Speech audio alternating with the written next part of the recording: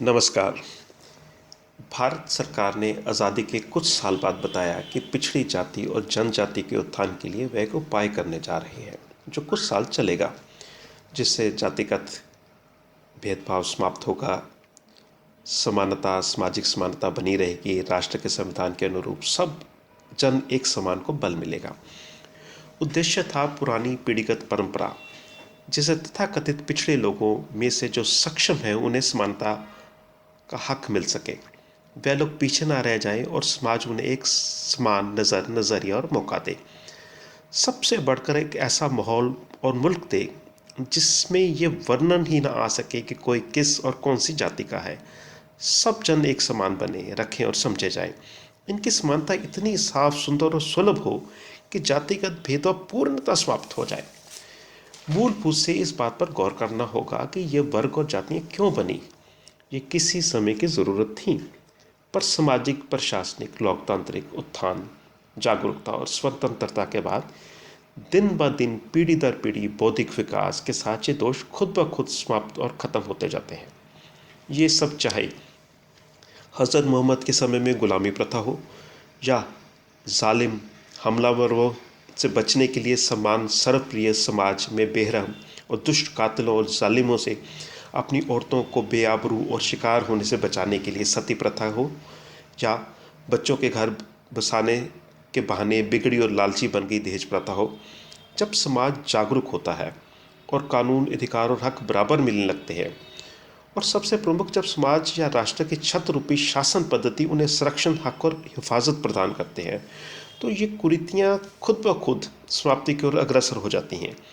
किसी समय की जातिगत या सामाजिक ज़रूरत हो, और अब कुरीति बहुत पहले ही भारत या हिंदुस्तान से समाप्त हो चुकी होती अगर भारत दुर्भाग्यवश सदियों तक गुलामी की जंजीरों में जकड़ा असहाय ना रहा होता। सबसे बढ़कर सबसे सहनशील, सहिष्णु, धैर्यशील हिंदू संप्रदाय में तो ये स्वयं और सहज विलीन हो गई होती।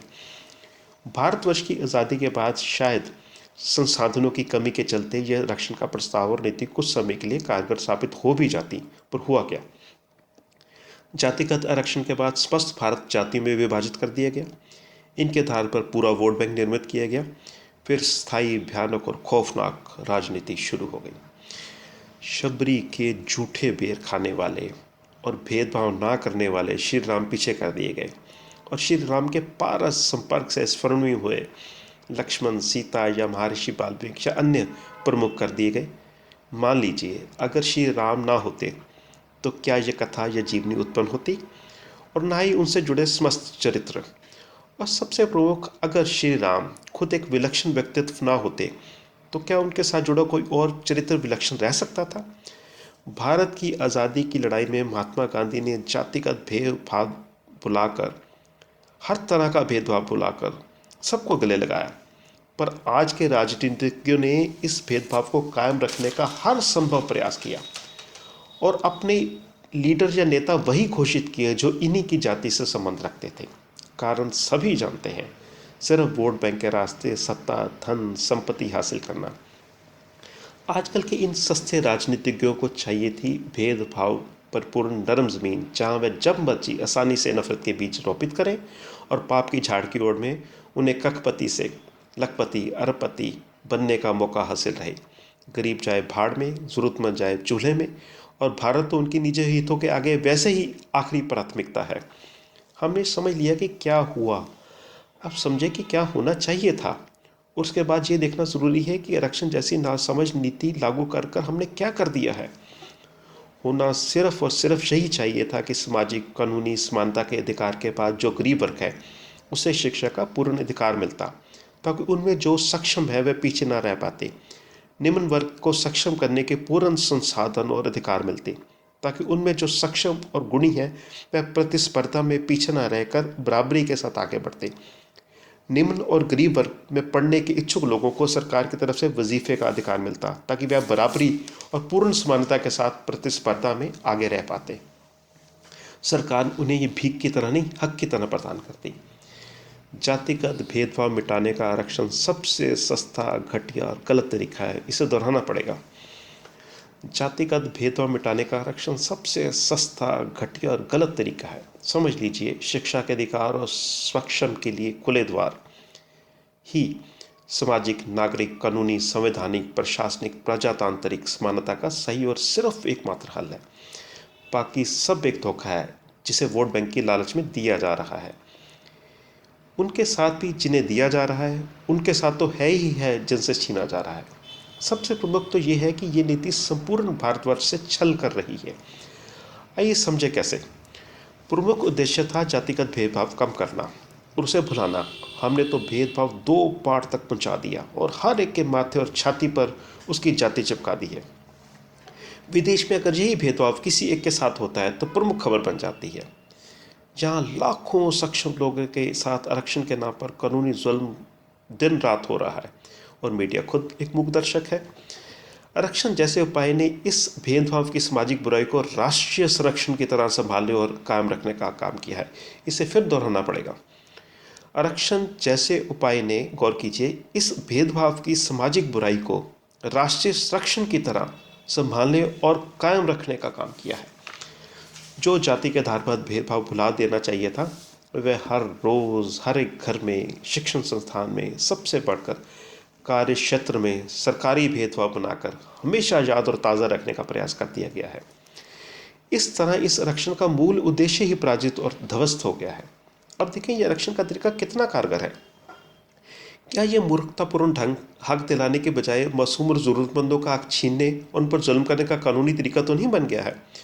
दुनिया में कौन सा समझदार, अक्लमंद इंसान किसी को कोई हक देने के लिए ज़रूरतमंद और सक्षम से उसका हक छीनकर दूसरे को देने की वकालत करेगा? ये नीति कहाँ तक संगत है और कैसी राजनीतिक, सामाजिक, नैतिक, संवैधानिक और प्रजातांत्रिक समानता प्रदान कर रही है। ये तो मात्र एक से छीनकर दूसरे को देने का घटिया, सस्ता और भेदभावपूर्ण ढंग है। ये भी देख लें, किस भारत का निर्माण हम करते जा रहे हैं। सिर्फ 1 किलोमीटर चले तो 40 समस्याएं नजर आती हैं। सब कुछ इन जैसी मूलभूत गलतियों, नीतियों की देन है। सबसे भयंकर परिणाम तो ये है कि सक्षम व्यक्ति मौक़ों के अभाव में देश छोड़कर विदेशों में संभावनाएं तलाश करने लगे हैं। इस तरह भारत का ब्रेन यानी दिमाग भारत में मौका या संभावनाओं के अभाव में विदेश में रुख करने जा रहा है, विदेशों में रुख करने लगा है। वह विदेश निर्माण में, भारत निर्माण की जगह विदेश निर्माण में जुड़ गया है। इसे ब्रेन ड्रेन भी कहते हैं। अपने ही सही और सक्षम लोगों को मौका और तरक्की ना देना भारत के भविष्य से भद्दा मजाक है और खिलवाड़ है। हम खुद ही उस भारत का निर्माण कर रहे हैं जिसकी दुर्दशा पर हम हर रोज़ रोते फिरते हैं। इस भारत भवन में कच्ची ईंटें, भुरभुरी ईंटें, टूटी ईंटें, रेत की ईंटें लगाकर इसको मजबूत रहने और किसी मूर्खतापूर्ण कल्पना करते रहते हैं। अगर आज के बाद कोई इस आरक्षण जैसी नीति का समर्थन करता है तो उसे कहिए कि वह भी अपने घर में इस तरह की रेत भरी ईंटें, टूटी ईंटें, भुरभुरी ईंटें, कच्ची ईंटें लगाए और उसमें रहे, और उसके बाद फिर इसकी वकालत करे। क्या ये इसे सही समझता है? और कब तक इस तरह के निर्माण, इस तरह के भवन में, इस तरह के छत के नीचे वो हिफाजत के साथ रह सकता है या समझ सकता है कि वो सही कर रहा है? दुष्ट राजनीतिज्ञों और दूसरों के घर जलाकर उनकी जलती लाशों पर अपनी राजनीतिक रोटियां सेकने वाले अभी भी मेरी बात का विरोध करेंगे। या फिर मैं ये आशा रख सकता हूँ कि वह भी सच्चा, सही रास्ता अपनाकर इसे सुधारने का प्रयास और सहयोग करेंगे। अक्षम और नासमझ प्रशासन भारत भविष्य के साथ खिलवाड़ कर रहा है और उन असंख्य लोगों की जिंदगियों को नरक में झोंक रहा है जिन दोष रहित मासूमों से ये छीना जा रहा है। क्या ये वर्ग आखिर तड़प कर बाहर आएगा और इंसाफ के अभाव में विस्फोटक हो जाएगा? नहीं तो ये संभावनाओं के अभाव में देश ही छोड़ जाएगा। मैं कौन हूँ ये कुछ भी मायने नहीं रखता, पर भारतवर्ष को क्या चाहिए ये पूर्णता मायने रखता है। मैं अपनी बात के समर्थन के लिए एक अक्षर वी प्रदान करता हूँ, अंग्रेजी का अक्षर वी। जो इस बात का समर्थन करते हैं वह हर एक शख्स अपनी छाती पर लगाकर शांतिपूर्ण प्रदर्शन करेगा तब तक जब तक सरकार और लोगों की आंखें खुल नहीं जाती। इस वी का मतलब है हम। सत्य में जयते, सत्य की जीत होनी चाहिए। हम सब एक हैं और सुखद परिवर्तन के लिए तैयार हैं। सत्य में जयते।